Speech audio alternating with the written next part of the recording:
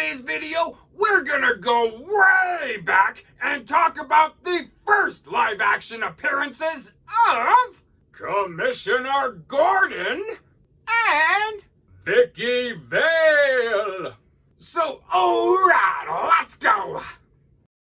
Yeah! So, we start off with Commissioner Gordon as he is talking to Mr. Williams about his company's top secret remote control machine. Turns out that Washington, D.C. is very worried about this device, as it could fall into the wrong hands and become quite a formidable weapon for evildoers. So they told Commissioner Gordon to put some police on patrol at Williams' research facility. But, you know, like, the government could have sent, additional protection, right? Like, the army, the military police, something, anything? Seeing as how potentially dangerous this device could be? But no, we won't do that. We'll just ask for a couple of local cops whose city is being completely overrun by an out-of-control crime spree. Yeah, that's who we'll send for protection. And, holy foreshadowing, Batman! Williams' research facility is getting robbed! No kidding, eh? But Commissioner Gordon plays the ace up his sleeve as he lights up the bat signal. And off to the research facility, Batman and Robin go in the Batmobile. Meanwhile, at the facility, well, the crooks made off with the easiest theft in their careers. Apparently, there's only 2 security guards on the entire site, and they were pretty easy to deal with. Despite this remote control machine being pretty massive and pretty heavy, they were still able to steal it with the greatest of ease. So the crooks take off, get away scot-free, and Batman and Robin show up to the site entirely too late. Them crooks is gone. Later, Batman, Robin, and Commissioner Gordon are having a debriefing with Mr. Williams and his top man, Mr. Woodrow. We learn here that the now stolen remote control device was designed by Professor Hamill. Hamill became quite ill and quite eccentric, which forced him to retire early before the device was completed. And so Mr. Williams and his men were able to finish the device without Hamill's help. So Hamill went crazy, couldn't finish the job, and now his device is stolen? I wonder if there's a connection here. Also, Williams gives Batman a really quick demonstration with a prototype of the remote control device on how it can easily take over any vehicle within 50 miles. So, if things were bad for Gotham City before, man, it's like double worse now. Oh, also, this device is powered entirely by diamonds. Diamonds, he says, eh? Wow, like you couldn't have found anything less expensive to power this machine? So this thing is super dangerous and super expensive to operate? How did this thing actually get approval to be made, eh? Like, holy oversight, Batman. So now, with Gotham being in a complete crime spree, the police have to double their efforts to protect everywhere in town that has diamonds. So, yeah, those diamonds are as good as gone. Meanwhile, at Professor Hamill's hovel, so Professor Hamill is an older man in a wheelchair, but he has this really zany device that at least temporarily heals his legs. He can now walk upright with the greatest of ease. He goes into a secret lair in his home where he allegedly puts on a masked disguise, and we see that he is the leader of the gang that stole the remote control device. Really, you say, hey? This is a shock to everyone that heard that. But with that, there is now a new plan afoot for his gangsters to steal more diamonds for the machine. The next day, as Bruce Wayne and Dick Grayson are driving around with Bruce Wayne's girlfriend, Vicki Vale, they happen to hear an explosion from somewhere around the jewelry warehouse. Vicki Vale, being a photographer, jumps out of the car and runs to the site to get some photographs, which is incredibly convenient because now Bruce and Dick can transform into Batman and Robin and take a looky-loo at the explosion. By the time the dynamic duo gets there, 2 of the crooks have already escaped, but Batman and Robin were able to get a really good tussle in with the 2 remaining crooks. Biff, bam, boom, kablow, and all that kind of stuff. Which was a pretty good fight and was pretty awesome because 2 of these crooks are arrested and those diamonds are recovered. Unfortunately, the other 2 crooks made it back to Hamill's headquarters through a very elaborate manner, including multiple secret passages and traveling to an island in a submarine. Wow, that's like more complex than finding the Batcave. And more expensive too, hey? Like a submarine? Huh? Even Batman doesn't have a submarine. Later. So we learn that there are industrial-grade diamonds being flown to Gotham, and thusly, for extra protection, Batman and Robin are taking the place of the pilots on the plane, which, does sound pretty heroic, and it seems like a good idea, but we seem to forget that the bad guy has a remote control device that can control anything, So yeah, Batsy, good effort, right? And, guess what happens? The masked villain used his remote control device and took control of the plane. Wow! This is like a really horrible version of a choose-your-own-adventure when there's only one choice available. So, Batman's plane is forced to the ground, the crooks drive up to him, and at gunpoint, they force Batman to give the diamonds to them, the evil crooks. To which Batman complies. Really? Batman just gives in without a fight? Oh, that is the most un-Batman thing Batman could ever do. He just gives up. I did not have that on my bingo card for this Batman show. Worse yet, now that Batman and Robin are locked in this plane, the big bad boss uses the remote control device to explode the plane. Boom! So first Batman and Robin give in to the criminals' demands, and now they get blown up real good Did they survive? Who knows? We will have to see in the next chapter. And with that is the end of this Bat Tale. Hey, that was pretty good, eh? Pretty interesting to be sure.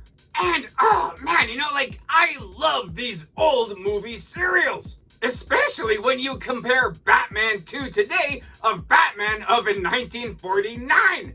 Nowadays, right? Batman is the Dark Knight, He fights in the shadows. He's a man of few words. He uses his fists for talking, But, back in the day, man, he was just a regular crime fighter. He'll hang out with you in the daytime, he'll hang out with anybody who needs to talk about trying to get some information on something. Also, I'm still really shocked about how Batman just caved in to the bad guy's demands to hand over the diamonds from the plane. Yeah, sure, Batman can have his back up against the wall sometimes and he can be in a very difficult situation, that might take some cunning to get through, but he will cunningly get through it. Not this guy, though, eh? Especially if you can go back into the plane, just close the door, Is there anything on board you can use as a weapon? Something?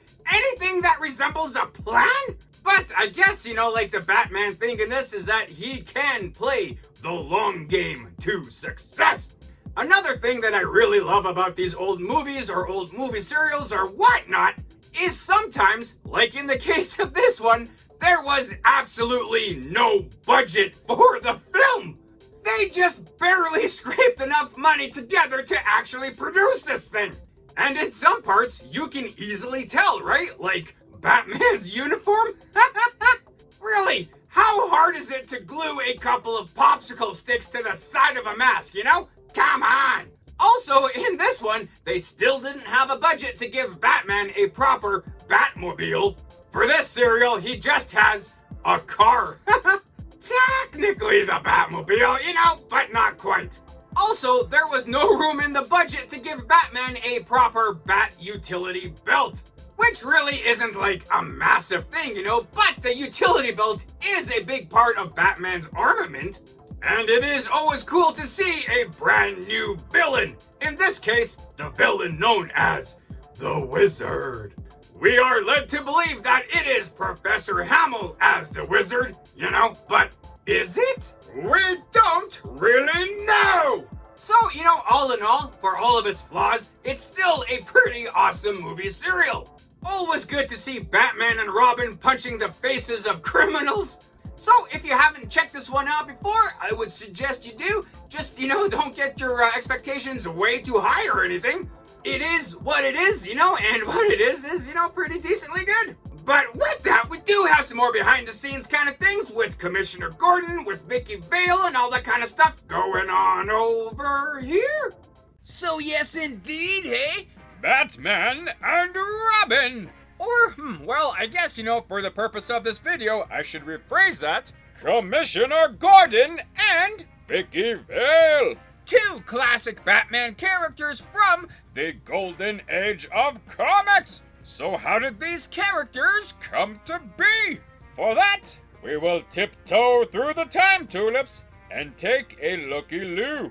Well, I guess, actually, first, we will look at how we got to this second Batman serial. So, as we all know, the first time we seen the dynamic duo in live action happened in 1943 with the movie serial called Batman, produced by Columbia Pictures. Which was quite interesting, it had its pretty good stuff, it had some questionable stuff in there too.